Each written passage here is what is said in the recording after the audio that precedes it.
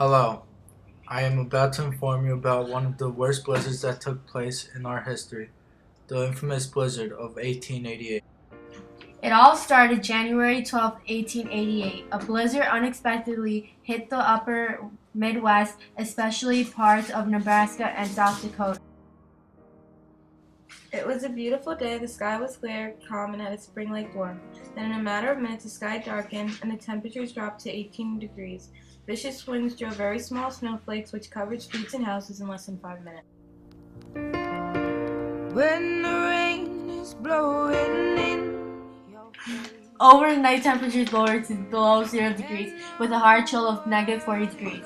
5 to 4 feet of snow had fallen that day. About 235 people died, most of them school-age kids on their way home that never really realized that they had a chance of surviving the whiteout conditions, where the ground could not be diffrated from the sky, exactly being with the blizzard named the Schoolhouse Blizzard of 1888. Stars appear.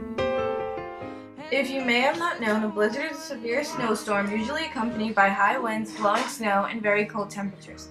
Children's blizzard is ranked at 5th place. A blizzard is formed when very cold and dry air clashes with very warm, moist air. The warm is lifted up over the cold air and it develops a front.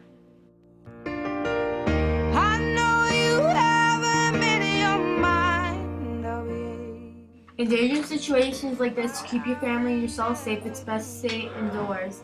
Cover all your windows and keep electricity off.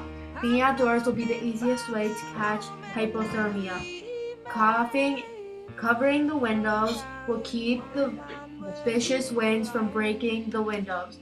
Turning off all electricity will cause no blowouts inside the house or fires from outside the electric inside. You are now informed of the blizzard that took place in 1888. Thanks for watching.